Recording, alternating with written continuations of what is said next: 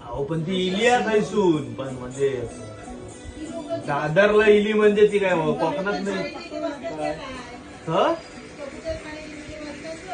म्हणजे हायलीच काहीतरी उगवलेली असते आपल्याकडची नाही ती आपल्याकडे फुकट मिळतात ना जंगलात उगवतात ती जंगलात सड्यावरून घेऊन येईल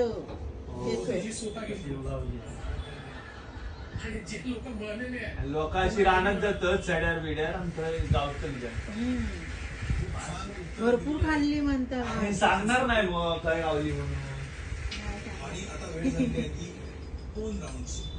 टेस्टी लागलं वाटणार की लागतं लय भारी तुमच्या मी 2 प्लेट खाल्लंय ग भाजी